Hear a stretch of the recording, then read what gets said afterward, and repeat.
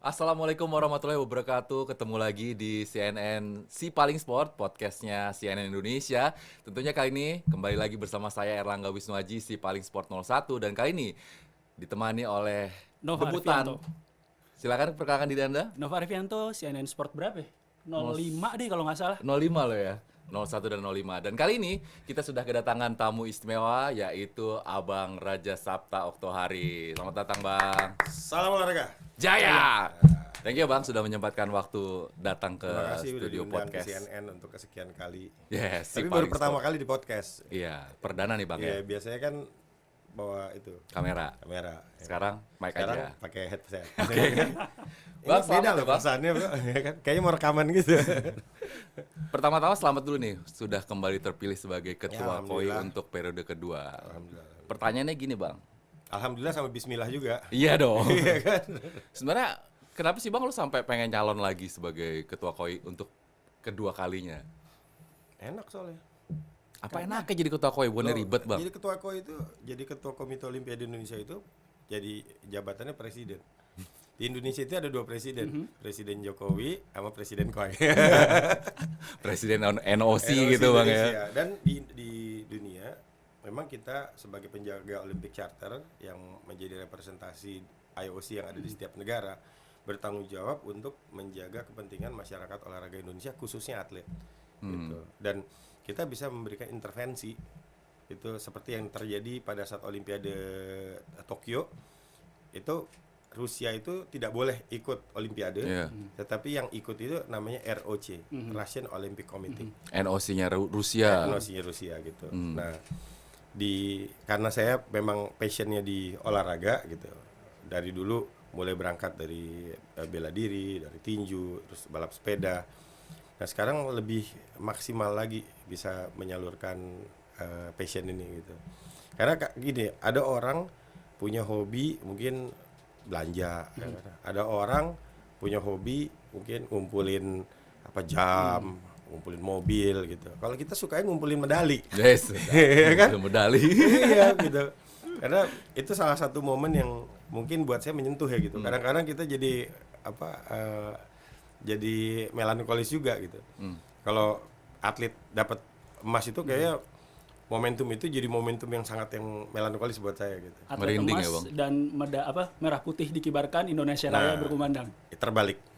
Gimana? Terbalik. Kita dari dulu itu sering pakai tagline itu kibarkan bendera merah putih dan kumandangkan lagu Indonesia Raya. Kalau sekarang saya balik.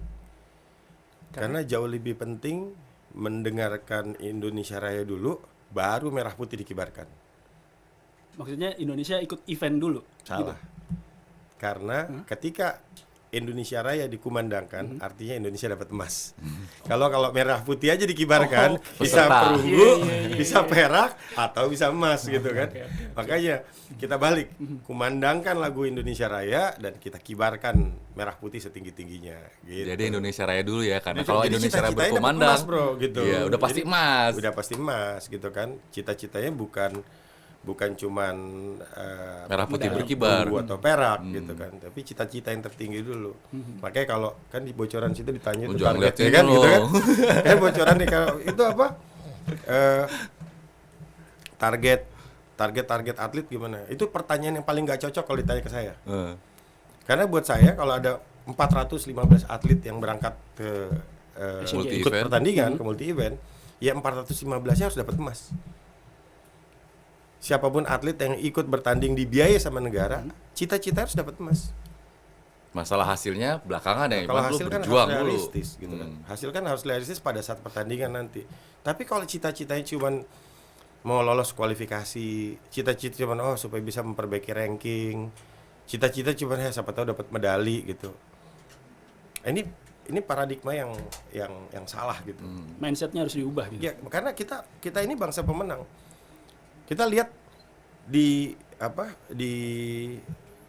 cita-cita Indonesia jadi negara emas di Indonesia 45 2045 gitu.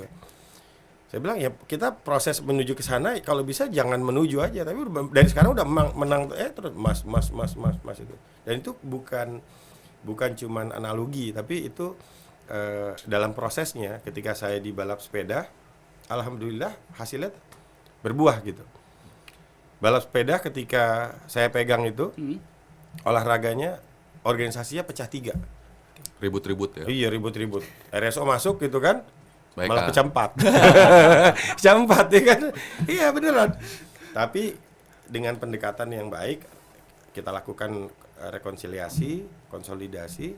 Alhamdulillah, untuk pertama kali 2016 Indonesia bisa mengirimkan atlet ke Olimpiade dari nomor balap sepeda BMX untuk pertama kali. Dan 2018 untuk pertama kali setelah 56 tahun Indonesia bisa dapat 2 emas dari nomor balap sepeda. Bukan 1, 2 loh. Dan kemarin di SEA Games Indonesia jadi juara umum. Gitu. Nah, olahraga itu yang mungkin harus bisa dibedakan. Kalau orang yang nonton, mereka hanya mengharapkan hasil. Sedangkan kalau kita yang ngurus, termasuk teman-teman media, yang selalu jadi bagian terpenting di olahraga gitu ya, kita mengikuti proses. Jadi hasil itu adalah buahnya gitu. Nah, prosesnya kita jalanin gitu. Dan proses itu yang banyak orang nggak tahu ya Bang, prosesnya Proses berdarah-darahnya itu, gitu kan. atlet harus latihan jam 5 pagi sampai jam 7 pagi atau sampai jam 10 pagi katakan. Bayangin dari jam 5 sampai jam jangan jam 10 ya kelamaan. Jam 5 sampai jam 8 3 jam gitu kan. Berarti kan atletnya harus siap latihan selama 3 jam. Tapi tim perangkatnya, pelatihnya harus siap dari jam 4. Iya, siapin Dan baru dulu. bisa beres 1 jam mungkin setelah atletnya beres. Belum lagi perangkat yang lain. Mungkin asisten pelatih, mungkin ini. Nah, ini kan yang orang nggak pernah lihat gitu. Jadi olahraga itu merupakan satu ekosistem. Tapi Saya- Bang, ngomongin soal koi lagi nih, balik ke koi lagi. Mungkin orang banyak yang belum tahu juga kan soal koi di National Olympic Committee. Koi itu kan Komite Olimpiade Indonesia. Iya, National Olympic Committee kalau Iya. Inggrisnya. Iya. Orang yang taunya kan bahwa NOC atau KOI itu yang ngurusin lah semua kontingen Indonesia kalau tampil di multi event internasional itu adalah ranahnya KOI. Tapi sebenarnya tugas dan fungsi KOI itu apa aja sih Bang yang mungkin banyak orang nggak tahu gitu loh. Ya. Kan setiap multi event yang paling ribet KOI kan. Karena kan sebetulnya kata Iqra bismi rabbikal ladzi. Ya kan, gitu kan. Baca, bro. Ya. Ya kan. Lu nggak usah tanya-tanya, lu baca gitu. Jelas loh, clear. Disuruh baca, kenapa? Karena di situ udah ada semua. Gitu. Komite Olimpiade Indonesia atau National Olympic Committee of Indonesia merupakan representatif dari International Olympic Committee yang ada di setiap negara yang bertanggung jawab untuk menjaga Olympic Charter. Nah, berarti kita harus melihat nih apa sih isi Olympic Olympic Charter. Charter. Apa yang disuruh jagain nih gitu kan. Yang paling penting adalah kepentingan para atlet. Jadi nggak boleh ada diskriminasi, nggak boleh ada atlet yang dikesampingkan gitu. Jadi semua fokusnya untuk kepentingan atlet dengan menjunjung tinggi excellence, ya kan. Terus tuh kan gue lupa. Contekan. Ya kan? Contekan. Yes, harus contekan. Excellent, friendship sama respect. Nah, lihat excellence, friendship sama respect. Excellence yang tadi gue bilang. Yang tadi saya bilang. Gue boleh pakai Boleh, ngomong ya? boleh, Bang, boleh. Ya kan? Yang tadi gue Gua- bilang. Tadi lo bilang. Jadi excellence. Dari awal berangkatnya cita-citanya sudah paling tinggi. Kalau ada yang lebih tinggi dari emas, ambil yang itu. Gitu. Itu excellence. Gitu. Tapi pada saat selesai, semuanya kan jadi berteman nih. Gitu. Friendship-nya ya. Friendship-nya kan harus didorong juga gitu. Kenapa? Karena kita harus bergaul. Gitu. Kalau enggak kita nggak bisa dapat tukeran informasi, kita nggak bisa ini gitu. Terakhir respect. Kita harus menghargai hasilnya. Gitu. Ini semua theoretical ya, gitu ya. Tadi pada praktek ya, kalau saya ngomong sama atlet nggak ada tuh friendship ya kan. Sikap. Lo adalah musuh, ya kan. Sampai hasilnya keluar baru bisa jadi friend lagi, ya kan. Karena kayak gitu. Jadi itu ini ada satu pengalaman pribadi kemarin saya bicara sama satu atlet gitu ya. Dan dia bilang kenapa kamu nggak ngambil itu? Dia bilang enggak Pak, saya nggak mau motong, nunggu dikasih. Dia bilang kamu nggak bisa nunggu dikasih. Kalau dalam pertempuran itu nggak mungkin nunggu nggak ditembak, pasti tembakin terus kan gitu. Justru di sana itu harus tempur. Atlet itu harus dibenci sama lawannya. Tapi setelah dia dibenci sama lawan karena kemampuannya dia gitu, besok dihargai dia. Jadi respect itu lahirnya dari kebencian sih sebetulnya. Harus sebel dulu gitu kan si orang ini orangnya. Soalnya kalau nggak dianggap. Indonesia belum menjadi negara yang dominan di olahraga kebanyakan olahraga ya. Mungkin di olahraga tertentu ya gitu kan. Tapi di banyak olahraga belum. Gitu. Saya nggak bicara panjat tebing. Kalau panjat tebing clear gitu. Speed climbing kita ditakutin di dunia gitu. Tapi buat cabang olahraga yang lain kan belum. Karena kita terlalu sopan gitu atletnya. Seperti tadi dibilang. Mungkin ada sebagian yang seperti itu, nggak semuanya ya. Mungkin ada sebagian seperti itu gitu. Karena memang mentalnya kita, mental Indonesia, mental budaya Indonesia kan sopan. Makanya saya mendapatkan tantangan itu. Yang paling utama adalah bahasa Inggris. Bahasa Inggris itu merupakan tantangan utama untuk semua pelaku olahraga. Contoh umpamanya, saya kan selalu pakai pakem atlet, pelatih, wasit, event, venue, baru organisasi. Saya selalu pakai 6 pakem ini nih dari dulu. Kalau atletnya mungkin masih bergantung sama pelatihnya lah, gitu. Tapi kalau atletnya dikirim keluar, TC keluar negeri, bergaul di luar negeri, apa segala luar negeri, bahasanya pakai bahasa apa? Pelatih pada saat dia mau meningkatkan kualitas ya pelatih itu kan ada level 1, level 2, level 3 diploma gitu. Nah, kalau dia mau meningkat, modulnya pakai bahasa apa? Bahasa Inggris. Wasit juga gitu. Wasit kalau di balap sepeda ada nasional, elit, sama internasional. Dulu waktu pertama kali saya masuk ke balap sepeda di awal-awal itu masuk ke pengurus nasionalnya, PB-nya. Wasit nasionalnya atau komisir nasionalnya banyak banget. Yang elitnya 0. Iya, yang internasional cuma 1. Nah, itu kan tantangannya. Saya tanya, kenapa? Ya karena modulnya pakai bahasa Inggris semua. Sama event juga begitu. Event karena kita minder di luar gitu kan, bahasanya bahasa ini ya kita ngaku-ngaku aja gitu. Jadi karena lu sebenarnya dulu sebelum jadi di KOI ini udah ngurusin sepeda dulu kan Bang? Oh iya, ngurusin tinju dulu, ya kan bela diri dulu, tinju baru sepeda gitu kan. Sepeda abis itu baru KOI. Nah itu lo Relasi. ketika lo loncat-loncat gitu dengan pengalaman Bang Okto di cabur dulu terus ke KOI gitu. Gimana tuh lo ngelihat adjustment-nya atau perbedaannya? Oh ternyata di KOI gue begini ya, atau ada nggak pada saat itu gitu Bang? Hampir karena modalnya udah ada dari balap sepeda gitu, dan kan ini bagian sombong nih bro. Nggak apa-apa lo mau sombong Bagian boleh dikit, Bang. ya kan?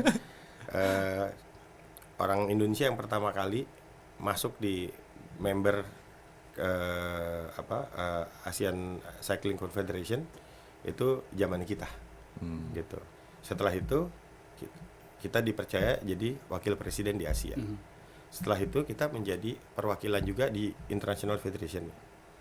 Jadi yang tadinya Indonesia di bawah sini, tiba-tiba kita bergolek ke atas. Presiden UCI-nya udah 3 kali ke rumah gue bos. Gitu. Nah ini dengan kedekatan emosional seperti itu yang biasanya pakai surat, sekarang udah tinggal pakai telepon. Ini ada begini nih beres. Nah dengan modal itu kita aplikasikan juga di tempat yang lain. Kan modal saya pertama HIPMI. Saya ketua umum Himpunan Pengusaha Muda Indonesia dari 2011 sampai 2014 gitu. Setelah itu jadi ketua ISI. Ya. Nah, ketua ISI dari organisasi yang berantakan, yang tadinya pecah 3, saya masuk jadi pecah 4, ya kan gitu. Terus ya setelah rekonsiliasi yang tadi, yang teman-teman akhirnya semuanya pada jalan, alhamdulillah sekarang hasilnya juga maksimal gitu kan. Nah, begitu di Komite Olimpiade Indonesia semua pengalaman itu kita gabungkan. Saya ingat pengalaman di SEA Games Vietnam. Itu teman-teman hoki waktu itu.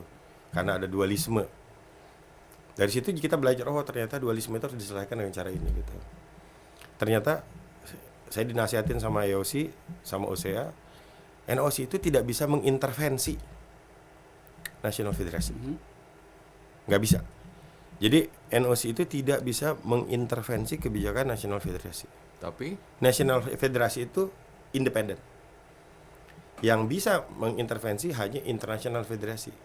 Jadi kalau teman-teman induknya Bang. Iya, jadi kalau di kita ada IOC, ada OCA, ada NOC, ya kan. Tapi kalau di sebelah kanannya ada IF, International International Federation. Federation, ada Asia Confederation, baru ada NF, National Federation. Nah, kita komunikasinya kalau NF-nya nggak ketemu nih, ya komunikasinya ke Asianya Asia dulu. Confederasinya atau ke International Federasinya. Nah, mappingnya juga seperti itu. Banyak yang salah kaprah. Jadi contoh, dulu kalau biar keren gitu kan, kita pakai istilah pakai bahasa Inggris. Challenge, ya kan? Kan challenge kan bahasa Inggris artinya tantangan kan, gitu kan. Pokoknya ini challenge. Pokoknya gitu, downhill challenge, gitu kan. Uphill challenge, gitu. Ternyata challenge itu artinya remaja, bos. Oh. Jadi kalau di dunia balap sepeda, challenge itu artinya remaja, gitu. Hmm. Sehingga jadi salah kaprah kan gitu. Oh, ternyata salah kaprah. Sama juga istilah kejurnas. Kejurnas kalau di Indonesia yang ikut pesertanya lebih dari 5 provinsi atau 6 provinsi udah bilangnya kejurnas nih, karena yang ikut 7 provinsi nih gitu. Tapi ternyata nggak gitu. Kejurnas itu bahasa Inggrisnya namanya National Championship. Dan agendanya itu hanya boleh 1 kali 1 tahun. Gitu. Di agendanya itu dilaporkan kepada international federasinya masing-masing supaya bisa mendapatkan poin. Kalau dia Olympic number itu memiliki poin yang khusus gitu. Karena ada national point, ada continent, ada regional, ada national point, ada continental point, baru ada world point. Contoh, ada World Championship, ya kan? Ada World Championship, ada Asia Championship, ada World Cup. Nah, coba kastanya tuh, ya kan? Mana lebih tinggi, World Cup atau Asia Championship? World Cup, Enggak, salah. Asian Championship. Asia Championship. Gitu. Jadi kalau di hierarkinya itu Olimpik kan yang paling tinggi kalau untuk di Olympic number ya gitu. Olimpik di bawahnya ada World Championship gitu. Di bawahnya lagi ada Asia Championship, baru World Cup. Karena World Cup itu setahun bisa beberapa kali. Kalau di balap sepeda atau di cabang olahraga yang lain bisa 3-4 kali. Kayak World seri Cup. gitu bang ya. Ya series. Tapi Asia Championship hanya boleh sekali. Juaranya namanya Asia Champ. Gitu. Kalau di balap sepeda jersey-nya beda sendiri tuh. Gitu. National Champ juga jersey-nya beda. Nah, yang kayak gini-gini kan teori yang Iqra tadi itu gitu kan. Lalu baca aja di bukunya ada gitu. Jadi jangan kita improvisasi sendiri. Yang terjadi apa? Yang terjadi kayak referensi dulu. Waktu pertama kali saya masuk di olahraga sepeda, semuanya main sendiri. Bikin desain lapangannya bikin sendiri. Tadi venue kan tadi kan ada atlet, wasit, Pelatih. atlet, pelatih, wasit, baru venue, baru event. Venue baru event. Venue-nya ini, Nggak seragam. venue-nya itu dibikin sendiri, gitu. Standar Tarkam. Padahal ada standar yang Aturan official internasional yang baku. memang kalau kita pertandingan di multi event akan dipakai standar itu, gitu. Saya ada satu kesempatan debat panjang nih, debat panjang. Hari kita tes, coba pakai itu untuk nomor BMX tuh, pakai ban mobil. Ban mobil digelindingin dari atas, dari ininya, dari remnya, pas sampai bawah berhenti mentok, plek. Nancep. Gimana kalau sepeda patah-patah anak orang bos, gitu kan. Gitu. Nah, padahal udah ada pakemnya, ya kan, udah ada contohnya gitu. Kita jangan jangan menciptakan ban kembali gitu kan, don't reinventing the wheel gitu kan, gitu. Karena nggak usah capek-capek lu mau bikin mobil, mau bikin apa ya bikin aja, tapi nggak usah pusing mikirin ban udah ada bentuknya bulat. Nggak usah dianeh-anehin lagi. Iya, gitu. nggak usah dikotakin, nggak usah ban bulat. Gitu. Kalau mau nggak usah pakai ban sekalian biar melayang gitu kan gitu. Tapi balik lagi ke tugas lo di sebagai Ini ketua bagian KOI dari ini. itu semua. Bagian dari itu semua. Jadi ada juga teman-teman yang ngurus cabang olahraga, tetapi mindsetnya itu atau paradigmanya belum adjusted. Saya beberapa kali tuh ada beberapa ketua umum yang datang karena saya pernah juga jadi ketua umum, saya pernah duduk di dalam posisi itu gitu. Nah, waktu saya diskusi sama mereka, ya kita lihat gitu, kamu pakai pola yang mana? Karena masing-masing cabang olahraga kan polanya berbeda, nggak bisa disamain nih. Kalau dari tadi referensi saya sepeda gitu, ternyata tinju berbeda gitu kan. Padahal olahraga gue juga sebetulnya gitu kan gitu. Tapi tinju nggak gitu caranya gitu. proses kualifikasi nggak seperti itu juga gitu.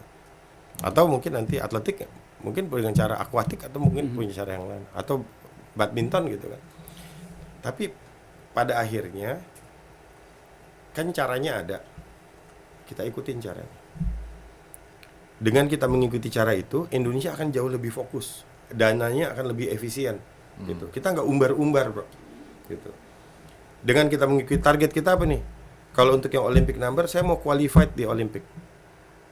Kalau yang non Olympic number saya mau ikut kejuaraan dunia atau World Champion. Kan bedanya cuma itu. Olympic sama non Olympic ujungnya doang yang beda. Yeah. Yang satu ujungnya Olympic, yang satu lagi ujungnya non Olympic. Kan gitu. Tapi di Olympic number itu ada 28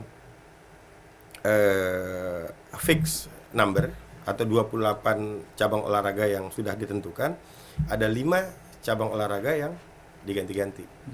Nah, makanya anggota Komite Olimpiade Indonesia itu ada 33 nomor yang Olimpik, ada 33 nomor yang non Olimpik. Karena ada perubahan-perubahan itu. Contoh seperti karate. Karate waktu di Tokyo itu Olympic number. Tapi besok waktu di Paris karate udah bukan Olimpik lagi gitu. Karena karate waktu itu masuk di kelompok yang 5 gitu. Nanti ketukar sama skateboard umpamanya. Ya, skateboard dipertandingkan ya di Paris. Skateboard pertandingan di Paris. Kalau panjat tebing kemarin speed climbing yang nggak dipertandingkan, tapi climbingnya dipertandingkan. Nah besok dia dipertandingkan. Tapi kan surfing juga. Prestasi atlet itu bukan jadi bagian dari tanggung jawab KOI kan Bang Okto? Prestasi atlet itu jadi tanggung jawab kita semua. Iya, maksud gua core-nya jadi tanggung jawabnya bangsa kita. Betul. Karena mereka yang berjuang, nah kita yang berusaha gitu. Nggak, maksudnya bukan jadi core-nya KOI gitu kan, soal prestasinya gitu. Karena hasilnya? KOI, iya. Enggak. Karena KOI kan lebih koreksi kalau gue salah ya Bang ya, lebih mengurusi entry by name ya, administrasinya, keperluan mereka dia pada saat ikut multi event gitu kan Bang? Betul, tapi tidak sepenuhnya gitu. Jadi itu adalah bagian dari pekerjaan Komite Olimpiade Indonesia. Tapi lebih dari itu, kalau pembinaan prestasi sudah pasti secara mutlak merupakan tanggung jawabnya National Federasi. Yang kolom tadi, ya kan? National Federasi, ya kan, bertanggung jawab kepada Asia Confederation-nya atau kepada International Federation-nya. Karena setiap National Federasi, charternya mereka itu merujuk kepada charternya International Federasi. Dan di dalam charternya itu menyebutkan bahwa kalau ada apa-apa, gitu harus larinya ke NOC-nya dulu. Gitu. Karena kalau sampai ada apa-apa, si IF-nya biasanya kalau dia nggak turun ke NF, dia pasti datangnya ke NOC. Gitu. Tanyanya ke NOC. Ya, dan itu diatur di dalam Olympic Charter. Jadi bagiannya ketempuan mulu ya NOC Bang ya? Ya. Kalau NF-nya lagi ada sesuatu apa ribut-ribut, International Federation nanyanya ke NOC gitu. Ya, gitu. Dan yang baru ini terjadi PTMSI gitu juga. Ya, PTMSI ini kemarin jadi dinamikanya kan selalu menarik lah gitu ya. Nggak selesai-selesai loh. Nggak selesai-selesai. Padahal itu olahraga grassroots gitu. Saya perhatiin hampir setiap rumah itu ada meja pingpong gitu kan. Kalau di Jakarta gitu, di kota-kota besar gitu kan. Dan kebanyakan meja pingpongnya juga taruh aja gitu kan. Nah, bahkan ada yang lebih juga, satu rumah ada yang lebih dari itu. Kemarin saya pergi ke rumah orang, dalamnya meja pingpongnya ada 4 meja. Nggak tahu toko, bukan ya? Nggak ada jualan. Banyak juga. Ada meja yang lain juga soal itu. Jual meja ternyata. Nah, memang sangat memprihatinkan gitu ya kalau untuk tenis meja itu. Akhirnya kita kemarin mengambil langkah, kita memberikan suspensi atau kita berhentikan sementara dari keanggotaan di Komite Olimpiade Indonesia gitu. Setelah itu kami juga berangkat ketemu dengan International Federasi-nya. Ternyata International Federasi pun udah capek juga gitu. Jadi bukan ternyata kita capek sendiri, saya bilang maaf nih, saya datang sini saya telat 2 tahun, saya bilang gitu. Karena jadwalnya sebetulnya saya pergi ketemu sama mereka itu 2 tahun setelah saya menjabat gitu. Tapi jadwalnya nggak ketemu nih, berapa kali nggak ketemu segala macam. Akhirnya kemarin ketemu. Dia bilang jawabannya, enggak, kamu nggak telat 2 tahun, telat 20 tahun katanya. Itu masalahnya ternyata udah 20 tahun ya kan. Gitu. Ya better late than never lah gitu kan. Gitu. Jadi gimana keputusannya? Ternyata keputusannya mereka ngambil langkah bahwa materi tentang Indonesia ini dibawa ke board membernya mereka, dan kita lagi nunggu hasilnya nih. Saya walaupun saya udah dengar kisi-kisi hasilnya gitu, tapi secara ofisial kita belum menerima surat dari internasional federasinya. Nah, kalau itu kita terima, itu juga akan menjadi landasan kita. Saya punya presiden, kita punya presiden, NOC ini punya presiden terhadap kejadian seperti ini. Kita lakukan di preferensi kita pada saat kita menyelesaikan hoki. Jadi hoki waktu itu ada dualisme juga, terus recognition-nya terhadap yang satu lagi, akhirnya apa segala macam, sampai akhirnya ada solusi gitu. Nah, ya, Tenis meja bisa tinggal sombong nunggu. lagi tuh bro, ya kan? Karena kita gara-gara menyelesaikan itu kita mendapatkan penghargaan tertinggi, namanya Asian Award Merit. Nyontek lagi nih Bang. Contek lagi, ya contekannya taruh di situ, ya kan? Asian Order of Merit, Asian Order of Merit gitu, Asian Order of Merit gitu. Itu kita pajang, keren tuh. Zert, kita pajang, ya kan? Tapi Bang, di periode kedua kepemimpinan lo di NOC nih Bang, emang apa lagi sih yang mau lo capai gitu, atau target yang di periode sebelumnya belum terlaksana yang sekarang jadi target berikutnya dari seorang RSO gitu? Oke, sebelum saya jawab, kita akan kembali setelah pesan-pesan. Aisin, Minum ya, dulu, bro, iklan ya. dulu. Awas tumpah Bang. Ya, minum dulu. Lo gak ada isinya? Gak ada isinya. Punya gua, ini air beneran gak? Ini lo jebak gua lagi. Penonton pada lempar rokok nih. Sri Mulat nih. Jadi, apa tadi pertanyaannya? Ini di periode kepemimpinan kedua ini lo mau ngapain gitu? Soalnya gue kemarin waktu pas lo baru terpilih kan PR ada belum banyak lo ada yang- nyebut ini Bang, sorry, Indonesia Olympic Academy. Apaan tuh? Nah, Indonesia Olympic Academy. Sebetulnya yang paling gampang dulu, PR besar kita semua di Komite Olimpiade Indonesia itu adalah memasyarakatkan Olympianism, bahasa kerennya. Bahasa gampangnya. Bahasa apa? gampangnya ngasih tahu orang ini ada Komite Olimpiade Indonesia lah bro, ya kan? Kerjaannya ini loh sebetulnya gitu. Karena kita keluar dari pagar kita juga untuk menjelaskan sama orang Komite Olimpiade Indonesia. Dulu mungkin masih banyak yang belum familiar gitu. Kalau sekarang udah mulai familiar. Gitu. Nanti orang akan jadi bingung tuh. Wah ada KONI, ada KOI gitu kan? Gimana nih hubungannya? Wah nanti ribut kan KONI KOI itu kuno, ya kan? Padahal kita harus clear, kita tupoksinya masing-masing berbeda. Gitu. Saya komunikasi kami dengan KONI sangat baik gitu kan. Jadi kita tahu tupoksi kita itu clear karena semua pekerjaan kita, semua langkah kita itu diatur oleh Olympic Charter. Gitu. Dan kita harus menjelaskan bahwa di dunia itu kalau sampai ada apa-apa ini terjadi, boleh ceritain nggak ya? Boleh lah Bang. Boleh gitu ya. Jadi ada pengalaman ketika atletnya itu nggak boleh berangkat karena masalah sesuatu lah gitu.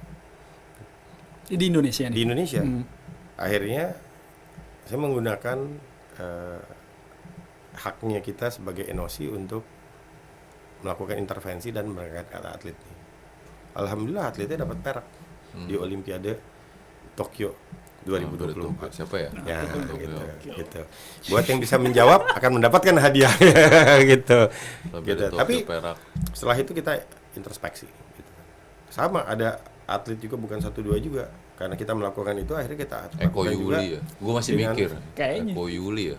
ya saya nggak sebut nama. Oke. Ya kan? Pokoknya tapi kenal sama Eko Yuli.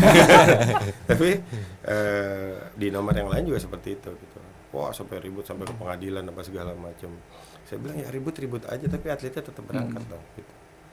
Karena kalau kita ngomong seperti ini nanti orang pikir wah ini mau sok pahlawan apa segala macam.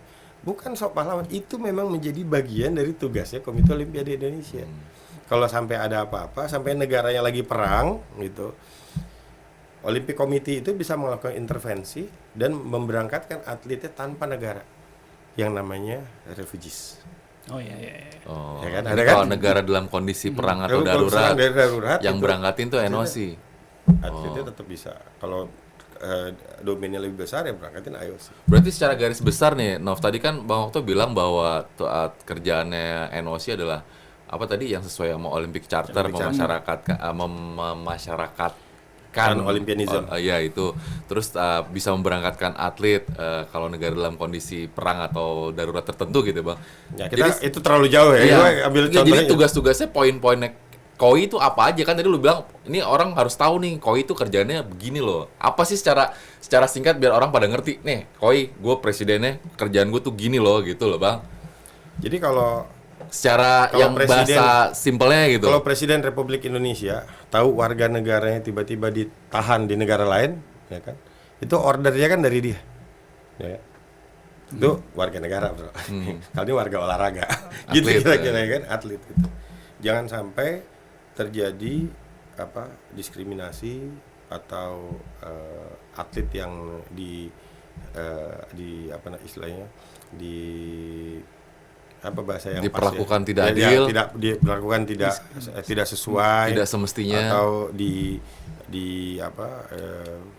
ya mungkin hak-haknya mungkin tidak itu menjadi bagian dari tanggung jawab juga gitu. Nah, yang paling gampang tugas Olimpik apa?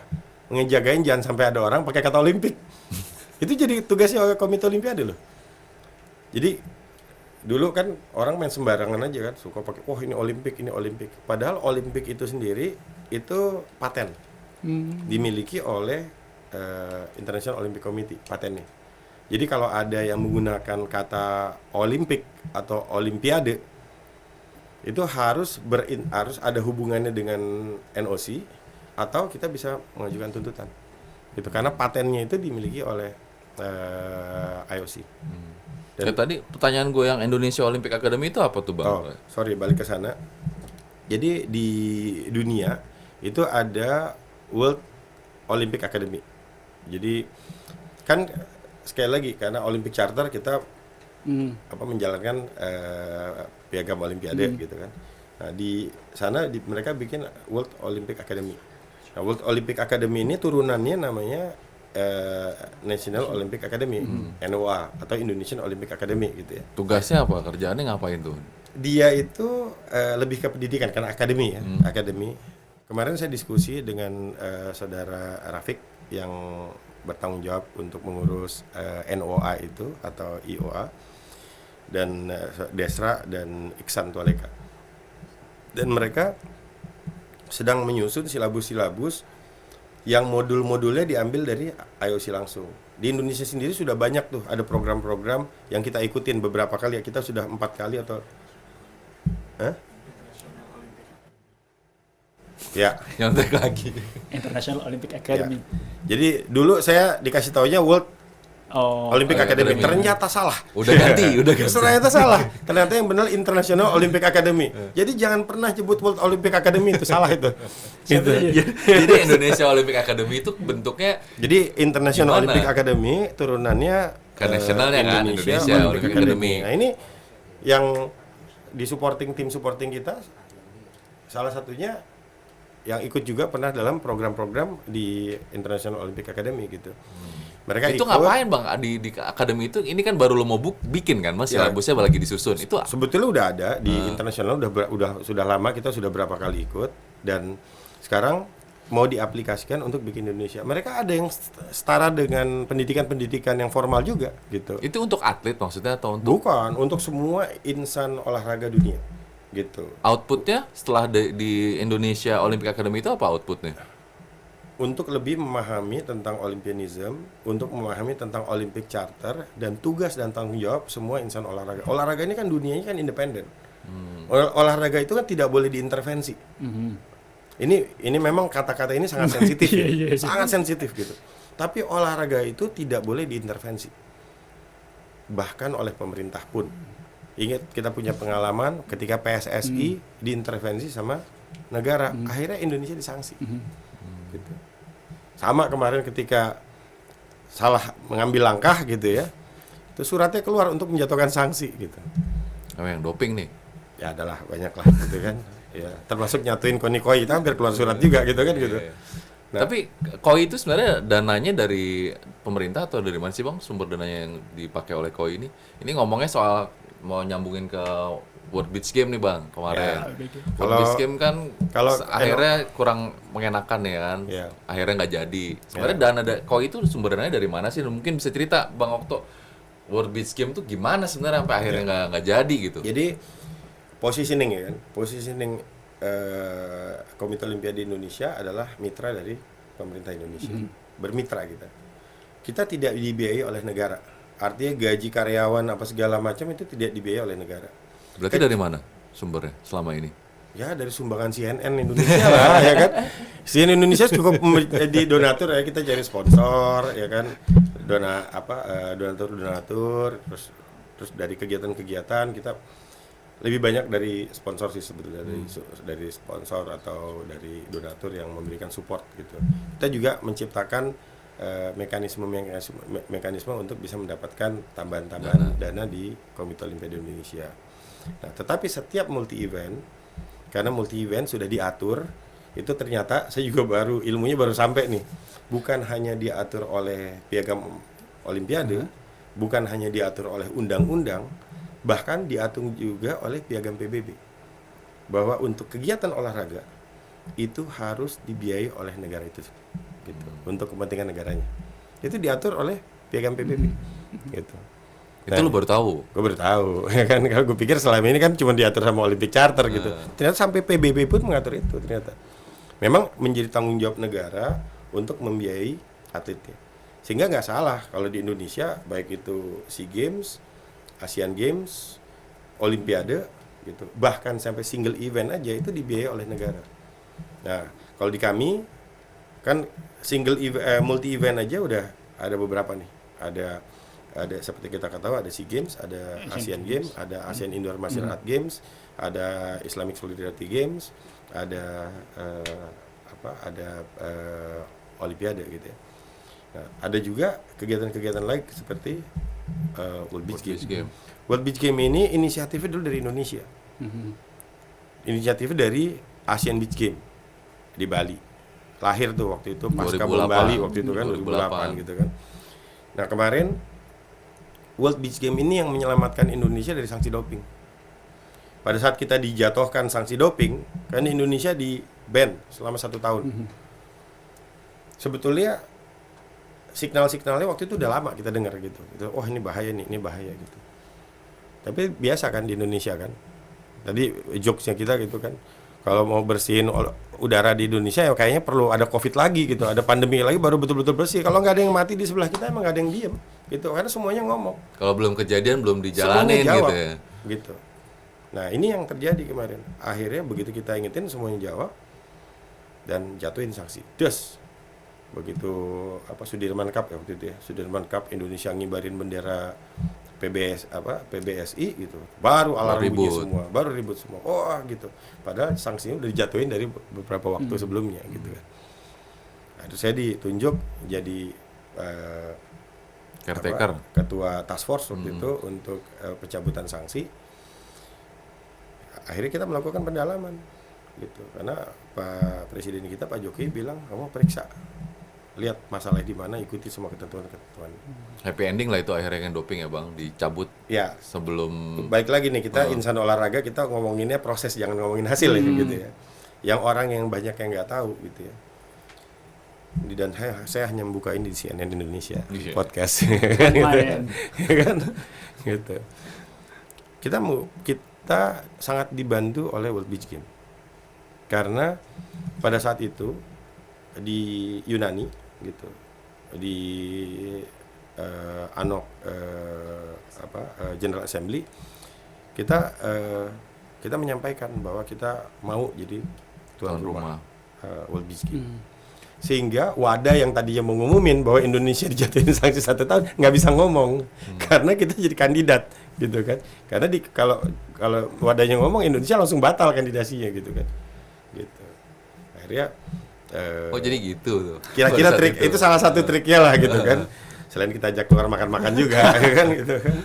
Kayak Indonesian hospitality gitu kan. Orang bilang katanya itu lobby bukan lobby, diplomasi ya kan, diplomasi. Karena setelah kita dalami, oh ternyata bukan tentang ada penjahat atau nggak ada penjahat. Ternyata yang belum ada kantor polisinya gitu. Jadi pada saat itu ternyata Indonesia belum punya lembaga yang memang secara khusus bertanggung jawab untuk mengurus anti doping. Doping. Yang ada cuma seolah-olah mengurus anti doping. Ladi. Makanya lahirlah waktu itu Indonesian Anti-Doping Organization. Iya, dulu kan sebelumnya Ladi kan yang seolah-olah doang tuh Bang Ladi Ataro itu kan seolah-olah. Ladi itu seolah-olah karena Ladi kalau dicek di Kumham itu lembaga anti dumping Indonesia. Jadi tempat buang sampah, Bos, gitu. Ya ini fakta, ini kan bisa dicek gitu kan gitu. Nah, ternyata memang balik lagi Iqra tadi ya kan harus ngikutin cara yang benar supaya kita nggak salah gitu. Nah, sebetulnya message ini, semua inti kata dari Olympianism itu, olahraga itu tata kelolanya diatur, sudah diatur di dunia. Kita boleh beri improvisasi, tapi masih di dalam koridornya. Tapi nggak bisa nabrak-nabrak juga gitu. Dibuktiin zaman dulu waktu nabrak-nabrak Indonesia akhirnya keluar dari IOC kan gitu kan gitu. Gitu. Ya, balik lagi ke World Beach Game tuh berarti kan jadi salah satu posisi tawar kita yang soal hukuman sanksi doping itu jadi lebih cepat kan Bang? Karena Ya. kita mau jadi World Beach Game, jadi tuan rumah World Beach Game. Tapi ternyata World Beach Game-nya gagal. Itu Belum berhasil. belum berhasil. Belum berhasil. Harus di Kita jangan pakai kata positif, gagal lah, Pak. kita tetap harus pakai Harus positif. positif. Ya itu Kita- gimana ceritanya nih Kita kan? lagi berupaya supaya bisa kembali lagi ke Asian Beach Game di Indonesia, ya kan? Kan dulu kalau ngomongin World Beach Game dari awal keikutsertaan salah satu negara nih yang ditolak. Terus akhirnya dari Bang Okto ngumumin bahwa tidak ada dananya, tidak ada anggaran. Kan pertanyaan awamnya Anggarannya- kok bisa mengajukan diri sebagai tuan rumah kalau anggarannya belum pasti, kan pertanyaan awamnya nih. Ini sebetulnya jadi debatable ya, gitu ya. Dibilang anggarannya ada atau nggak ada, anggarannya ada, gitu. Terus pemerintah support atau enggak? Pemerintah sangat support. Bayangin dua orang yang paling penting dalam hal ini, gitu. Dua-duanya waktu itu sudah endorse. Kita di Januari awal tahun ini di pertengahan Januari itu rapat itu dipimpin langsung sama presiden dengan semua stakeholder. Itu keseriusan Indonesia gitu. Dan saya terakhir ketemu sama Ibu Sri Mulyani gitu. Ibu Sri Mulyani pun mengendorse bahwa tenang aja pokoknya. Nah, cuman ada mekanisme. yang Mekanisme miss gitu ya. prosesnya ini, mekanisme itu kita tektokan sama stakeholder, semua stakeholder ya, termasuk Kemenpora dan lain-lain gitu kan. Nah, mekanismenya ini yang memang kan walaupun kita punya mekanisme di luar juga kan kita harus bisa menyesuaikan, di luar juga harus bisa menyesuaikan, itu nggak ketemu gitu. 1 bulan sebelum acara gitu, itu masih belum pasti, akhirnya kita ambil keputusan gitu. Karena saya alhamdulillah punya beberapa referensi waktu saya dipercaya ngurus Asian Games dulu di nomor balap sepeda dan juga ngurus ke Asian Para Games di 2018 gitu ya. Nah, kita tahu tantangan terberat itu adalah pendanaan. Nah, uangnya sendiri namanya uang negara. Tentu kalau kita menggunakan kan ada mekanismenya gitu. Nggak boleh main tabrak-tabrak aja. Itu bisa jadi jebakan Batman. 18 tahun hidupnya soalnya. Gitu. Nah, itu yang Kalau kita pakai rompi oranye lagi Bang. sangat hati-hati, Bos. Gitu. Ini maksudnya mekanisme berarti pertanggungjawaban dananya itu kan, yang selama Iya. ini disebut mekanisme-mekanisme Iya, itu ada. mekanisme itu jadi Dari waktu awal itu, malah ya. waktu saya ngomong itu, wah Kementerian Keuangan ada yang tersinggung. Padahal saya jelasin, ini bukan masalah di Kementerian Keuangan. Ini lebih kepada kami semuanya yang mengelola permasalahan ini, yang akhirnya tidak ketemu nih, nggak match nih antara yang di luar sama yang di dalam gitu. Kita nggak bisa tuh mekanisme reimburse atau apa segala macam, karena dari mereka ada permintaan untuk pembiayaan tiket ya, sampai dan lain-lain itu sampai 7 juta dolar yang harus kita bayarin ke sana. Saya bilang, waduh gimana cara bayar nih 7 juta dolar gitu kan. Berapa? 7 juta dolar gitu. Lo ada 10 juta balik 3 juta deh bro, ntar gitu kan gitu. Tapi banyak ada beberapa gimmick-gimmick yang beberapa item-item yang memang akhirnya belum ketemu. Tapi waktunya udah jadi expired gitu. Saya lapor gitu. Kayaknya lebih banyak mudarat daripada manfaat gitu kan. Sedangkan kita masih banyak agenda yang lain gitu. Dan kita ambil keputusan waktu itu untuk membatalkan. Oh, jadi pelajaran berharga juga Bang, yang cukup mahal ya Bang. Pelajaran yang sangat mahal itu buat kita karena effortnya udah sangat besar gitu ya. Karena kita rapat hampir tiap hari juga, hampir semua sudah siap gitu. Cuman karena mobil yang sudah Formula 1 tapi bensinnya nggak diisi ya nggak bisa ngebut bos. Ya nggak bisa jalan ya. Gagal ya liputan ke Bali gitu. Ya. Bukan ditunda. Ditunda. Ya kan? Ditunda. Kita harus tetap positive thinking lah, positive thinking. Tapi tanyain soal Asian Games lah, ini kan sebentar lagi kita akan jadi kita akan ikut Berangkat. Dia Asian suka Games. nyuruh padahal lu tanya sendiri bisa. Udah bengong mulu sih Nova. Gue mulai Kan nanya. aku tadi masih kepikiran hal yang lain. Apa? Mananya apa nih? Capek banget kayaknya tadi kan ngirimin atlet lagi Iya. konflik, kirim ke Olimpiade, terus ngurusin Asian Games. Tugasnya banyak banget. Nggak kapok apa gimana? Pas sama judul podcast Iya. kita sih paling sport. Iya. Makanya mau tanya, nggak capek ngurusin olahraga Indonesia, kayaknya sepele tapi ribet ternyata. Iya kan? Justru kalau sepele ya kan akhirnya udah nggak ada tantangannya lagi gitu kan. Jadi kan yang kita suka adrenalinnya. Oke. Kayak kita ini Nyari perkara dalam kurung. Adrenalin itu bahasa ribet ya. Dalam kurung gue suka nyari perkara aja sih. sekarang udah benar-benar kita di darat nih ya kan. Udah benar-benar ada motor, ngapain juga kita pada naik sepeda ya kan. Coba ya kan. Tapi ngomong-ngomong kita harus bangga loh. Ada orang Indonesia ini Jenderal Purnawirawan polisi yang dari sejak beberapa bulan yang lalu itu berangkat naik sepeda dari Jakarta, nanti finishnya di pembukaan Olimpiade Paris 2024. Mantan Kakor Lantas itu Bang Royke hari ini udah sampai ke Cina kalau nggak salah. Naik sepeda tuh ya. Naik sepeda sendirian, hanya diikuti satu mobil sport gitu. Nah pertanyaan lagi, ngapain sih dia begitu? Ya kan? Saya tanya sama dia waktu itu, Bang, masa lalu banyak banget ya Bang gitu kan gitu. Sampai segitunya Sampai gitu. segitu, ya. Tapi itu kan dedikasi kan. Itu kan passion. Itu kan hobi gitu. Nah, kalau yang tadi ditanya sama saya, kalau kata brand motor besar ya kan, ya kita katanya nggak boleh nyebutin judul ya kan. Nggak boleh merek, nggak boleh merek. Nggak boleh merek, dia bilang, if I have to answer, you will never understand. Guys, Ya kan? cuman gue doang yang ngerti udah Nggak, kan? cuma Ya. ya. Iya kan? Loh, sekarang gini, bro. Ada orang hobi jam. Beli jam harganya sampai puluhan miliar. Kalau orang yang nggak hobi ngapain lo beli jam gitu ya? Lah, jam gua nggak masa mahal itu, tapi di sini ada itunya, ada stopwatchnya, ya kan? Udah Komplit bisa lah. mengukur jantung gitu. Harganya nggak bakal, jangan kan cuma jutaan gitu ya gitu. Atau ratusan ribu, ada juga yang kayak gitu. Terus kenapa saya begitu? Ya tadi jawabannya, if I have to answer, you will never understand katanya. Iya kan? Gitu.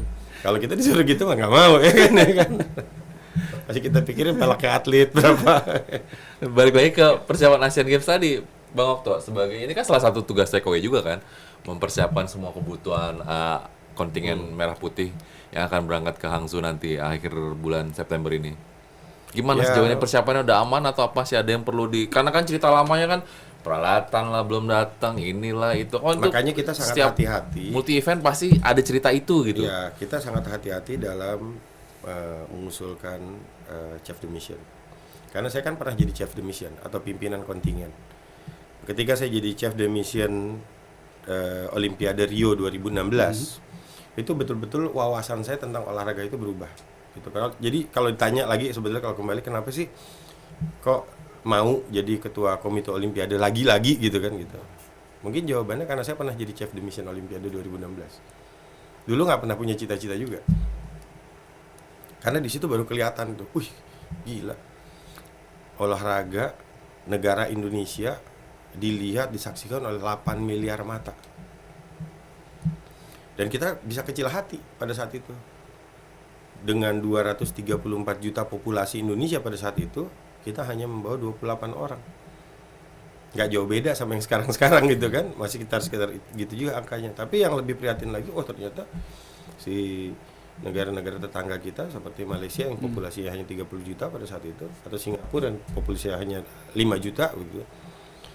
Angkanya juga tipis-tipis gitu, 25, 28, 27. Kira-kira seperti itu. Oh, berarti ada yang salah nih sama olahraga. Makanya presiden juga sampai marah waktu itu. Kan kita dikumpulin semua kan stakeholder, dia bilang pokoknya rubah mekanisme. Makanya setelah itu lahirlah DBON gitu kan gitu. Tapi ya memang kalau kita tidak introspeksi gitu, kita pasti akan terus-terusan melakukan kesalahan. Balik ke bahasa kata tadi ikro tadi itu gitu kan gitu. Kenapa? Karena kita berimprovisasi terhadap sesuatu yang sebetulnya udah ada gitu. We are trying to reinventing the wheel again and again gitu. Padahal udah ada roda aja bos gitu. Nah, kita kembaliin lagi ke semuanya. Kita coba telaah lagi nih. Benar nggak sih negara-negara yang bisa ngirim atlet lebih banyak dari kita itu sebetulnya negara lebih kaya dari kita? Oh enggak. Udah pasti enggak. Ekonomi Indonesia gila hari ini membanggakan. We are part of G7 bos. Gitu. Kita part dari G7, negara ekonomi terbesar di dunia gitu. Kita part of G20 gitu kan. Yang fresh kemarin waktu di Bali gitu. Tapi kok kenapa negara seperti negara-negara kecil itu bisa ngirimin atletnya jauh lebih besar dari kita gitu. Yang jumlah populasi sangat kecil gitu. Oh ternyata lebih didominasi sama kelompok permainan kelompok. Oh ternyata pemain kelompok di Indonesia nggak begitu dominan nih. Kalau kita perhatian dulu rata-rata di olahraga kita itu olahraga perorangan, bukan olahraga kelompok. Wah udah fokusnya langsung berubah tuh. Kan yang begini ini yang memberikan motivasi kan. Wah alhamdulillah pecah telur lagi di Filipina waktu itu. Tiba-tiba untuk pertama kali setelah berapa tahun gitu kan Indonesia bisa mengalahkan Singapura di water polo. Terus setelah itu di Vietnam setelah berapa tahun gitu kan basket ya. Indonesia bisa pecah telur di basket dan volley juga bisa dapat emas gitu. Hoki juga bisa dapat emas, kriket bisa dapat emas gitu kan. Jadi olahraga kelompoknya udah mulai berkembang gitu. Nah balik lagi berarti kan yang ngurusnya bener. Karena kalau di tatanan yang tadi yang terakhir yang kita belum bahas. Jadi kalau atlet, pelatih, wasit, event atau venue ya, terakhir organisasi. Nah organisasi ini adanya paling bontot. Kenapa? Karena kalau ditaruh paling depan, yang 5 nggak diurus. Cuman ketemunya pas munas lagi aja. Kebayang nggak? Jadi cabang olahraga orangnya cuma sibuk ngurus organisasinya aja, yang atlet, pelatih, wasit, event, venue-nya nggak diurus. Itu banyak terjadi dulu. Sekarang diubah taruh paling belakang organisasinya berarti. Nah, organisasi taruh paling belakang gitu. Kenapa? Karena kalau memang nggak ada atlet, nggak ada apa, nah udah nggak usah juga lah, nggak ada buat apa gitu. Nah ini yang sebetulnya menjadi prioritasnya gitu. Dan saya lihat DBON itu juga bukan kitab suci ya gitu. Dia hanya aturan, guideline. Ya dia hanya beta version nih gitu. Karena nggak boleh loh itu jadi pakem. Karena di dalam situ juga nggak fair menurut saya. Kalau saya ngelihatnya kalau saya dengan cabang olahraga, saya punya 66 cabang olahraga. Ya dinamis. Kenapa cuma 17 yang dipilih gitu? Kenapa sisanya nggak dipilih gitu? Nah olahraga itu harus sangat dinamis, harus ada promosi dan degradasi. Bukan hanya kepada atlet ya, kepada cabang olahraga yang tidak berprestasi pun nggak boleh dipertahankan di situ, supaya nilai kompetisinya jalan terus gitu. Dan angka 17 saya juga nggak tahu dapat dari mana. Anggaplah beta version gitu kan. Siapa tahu besok jadi 27, siapa tahu besok jadi 37 gitu. Syukur-syukur jadi 66 gitu kira-kira gitu kan gitu. Tapi ya kita harus realistis lah gitu kan, supaya ada nilai kompetisinya. Semua harus ada mekanisme promosi degradasi gitu kan. Pemilihan itu juga promosi degradasi sebetulnya. Saya ini kan hasil promosi degradasi gitu kan gitu. Di organisasi pun kita terapkan seperti itu gitu. Tapi tadi belum menjawab pertanyaan gue Gimana soal Asian Games. Persiapan. Jadi gimana persiapannya udah tim kita clear nih? atau masih ada Yang menjadi tanggung jawab KOI. Oh iya, jadi untuk Asian Games tadi jawabannya kan kita sangat hati-hati untuk milih chef de mission. Dan saya ada referensinya lah gitu kan. Pak Bas akhirnya ya. Akhirnya kita usulkan paket waktu itu chef de mission. Kita usulkan paket chef de missionnya Basuki di Asian Games. di Asian Games, terus Pak Maruli ketua judo itu untuk AIMAK, dan Pak Asian Games kemarin siapa ya? Lexindo. Dodo. Oh Lexindo, sorry ulang. Pak Jadi Bas waktu Asian itu kita Games. usulkan Pak yang Maruli pertama, AIMAK. itu dulu, Dodo dulu. Dodo Pak SEA Kindo Games. untuk SEA Games untuk Kamboja, Pak Bas untuk Asian Games. Asian Games, dan Pak Maududi untuk AIMA gitu. Nah, 3 orang ini kita percaya dan kita usulkan kepada pemerintah dan diberikan dukungannya. Nah, mereka menyusun tim bekerja sama dengan Komite Olimpiade Indonesia dan juga dengan cabang-cabang olahraga untuk mengawal kepentingan para atlet ini. Alhamdulillah kemarin kita sudah launching dan kita sudah press conference dan dalam waktu dekat akan diadakan launching untuk seragam baru gitu, karena seragam yang lama itu sudah ganti model dan kita sudah terima seragam yang baru akan segera kita launching untuk seragam kontingen tim Indonesia di Asian Games Hangzhou 2023. Dan insya Allah nanti launchingnya akan dilaksanakan bertepatan dengan Hari Olahraga Nasional. Tanggal 9 berarti ya Bang ya. Tanggal 9. Berarti ini nggak ada masalah teknis dan non teknis yang mengganggu persiapan kontingen kita di Asian Games nanti ya? Eh, Sejauh ini nggak ada ya? yang jujur atau yang nggak jujur? Yang jujur lah Bang. Yang jujur ya, yang jujur. Kalau ada apa kan semua masalah pasti ada solusinya. Yang jujur, tantangan terbesarnya itu bukan di kita. Tantangan terbesar ini betul-betul buka-bukaan ya, belak-belakan ya sebetulnya. Tantangan terbesarnya justru ada di sana, gitu. Karena kita harus betul-betul siap untuk menghadapi situasi yang bisa berpotensi untuk terjadi. Contohnya? Karena Asian Games itu kan miliknya OCA, gitu. Sedangkan OCA-nya hari ini dalam keadaan yang tidak stabil. Pasca pemilihan OCA lalu di Bangkok, gitu, dan terjadi dispute antara hasil dan kebijakan IOC. Ini terjadi nih, gitu. Sehingga seolah-olah si Asian Games ini seolah-olah seperti jalan sendiri. Nah, ini dari kemarin kita intensif tuh komunikasi. Karena balik lagi, terlepas dari pergaulan internasional, yang paling penting menjaga kepentingan kontingen kita kan gitu. Yang mungkin terjadi emang apa Bang dari sekarang keadaan itu? Kalau dinamikanya terjadi oleh prinsipalnya gitu kan kualitas gamenya ini kan bisa macam-macam, terutama masalah administrasi lah gitu. Saya bisa kebayang itu administrasi itu tantangannya akan sangat besar sekali. Yang paling besar itu akreditasi nanti. Dispute antara informasi, data input apa yang keluar itu pasti macam-macam lah gitu. Walaupun kita sudah banyak pengalaman juga ya. Kalau SEA Games rata-rata begitu gitu. Kalau SEA Games di Kamboja kemarin kurang apa gitu sama di Vietnam gitu. Ya udahlah gitu kan. Kita beradaptasi. Tapi semua ini memang jadi antara NOC Indonesia dengan tim CDM. Jadi kita harus memastikan bahwa semua potensi-potensi permasalahan itu dapat kita hadapi dengan baik dan atlet kita bisa bertanding secara maksimal. Gitu.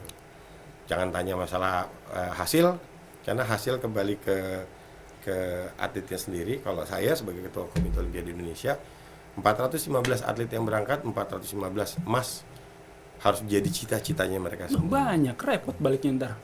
Ya, yang paling repot bonusnya, kan? Bonus harus hitung ulang gitu. Tapi ini kan mindset ya gitu. Mindsetnya nggak boleh tanggung-tanggung gitu. Mindsetnya harus yang terbaik. Tapi targetnya mah turun nggak sih Bang? Kalau menurut lu nih Bang, gue tanya sebagai Secara nasional harusnya turun dong kalau kita bandingin 2018. Oh iya, nggak bisa dibandingin 2018, kita jadi tuan rumah. Tuan rumah dan cabang-cabang emas-emasnya olahraganya juga kalau kita lihat kita punya tidak terukur ya Bang ya. Kita punya apa? Pencaksilat. Ya kan. Nah, mereka juga pencaksilat tidak dipertandingkan di Asian Games. Nah, insya Allah nanti dipertandingkan di Asian Games yang berikutnya gitu kan. Berarti kalau gue tanya gini, berarti prestasi kita di Asian Games 2018 itu semu ya Bang ya? Peringkat 4, 31 emas. Tapi ternyata begitu di 2023 ini jauh banget, targetnya cuma 8 sampai 12, peringkat 12. Ada privilege tuan rumah yang nggak bisa dihilangkan. Jadi privilege tuan rumah itu semua kegiatannya diadakan di tuan rumah, gitu. Privilege tuan rumah nih, semua kegiatan diadakan dan beberapa nomor-nomor dipilih oleh tuan rumah. Itu privilege tuan rumah. Dan itu bukan cuma terjadi di Indonesia, di semua tapi tuan di rumah. semua tuan rumah, gitu. Bahkan Kamboja jadi tuan rumah SEA Games kemarin aja itu punya cita-cita untuk jadi juara umum gitu kan, gitu kita kira gitu. Jadi bukan bisa menjadi patokan, karena yang paling penting harus diingat di Asian Games itu untuk kita yang mengerti tentang mekanisme, saya kembali ke hierarki tadi. bahwa ada, oh ya ini pertanyaannya saya balik tanya nih sekarang. Ada Asian Games sama Asia Championship, mana lebih penting? Pengen juara lah dua-duanya. Di Asia Championship mungkin ya. Asia Championship. Karena Asia Championship punya poin, Asian Games belum tentu punya poin, kecuali nomor-nomor yang disanction. Makanya kalau dari kita ngirim atlet ke sana, kita harus fokus untuk lihat nomor-nomor mana yang disanction, jangan sampai kelewatan tuh. Karena nomor-nomor yang disanction jadi kayak tinju, panahan, kayak archery. Buat kualifikasi ke Itu untuk Olimpiade. kualifikasi ke Paris. ke Olimpiade Paris 2024. Yang paling penting itu tinju soalnya. Karena tinju itu IF-nya itu tidak mengadakan kualifikasi, hanya di Asian Games. Nah, nomor-nomor seperti ini yang jadi prioritas kita tuh. Untuk kita jagain gitu. Supaya betul-betul mereka itu bisa tampil maksimal dan kita qualify. Jadi realistis nggak target di 2023 menurut Bang Okto? Ya, itu kan kesepakatan. Nggak kan, gue tanya menurut lu Bang. Enggak, bener. dijawabnya enggak. Hah? Berarti itu enggak. kesempatan. Ya, sangat cukup realistis. Cukup realistis. Cukup realistis, tapi kalau saya maunya lebih dari itu. Ya? Iyalah, kita Iya semua dong, bangsa Indonesia ya, maunya kita lebih. maunya lebih dari itu. Dan selama kita di sana, tentu segala macam upaya akan kita lakukan supaya kita bisa melesetnya ke atas, gitu. Jadi jangan sampai anjlok, tapi melesetnya harus ke atas, gitu. Nah ini kan semangatnya Pak Jokowi, gitu ya. Saya terus terang saya sangat beruntung lah, gitu. Saya ngurus olahraga ini di eranya zamannya Pak Jokowi, yang emang suka olahraga juga, gitu. Karena hampir semua proposal kita itu artinya tentang olahraga itu semuanya diiyakan, gitu.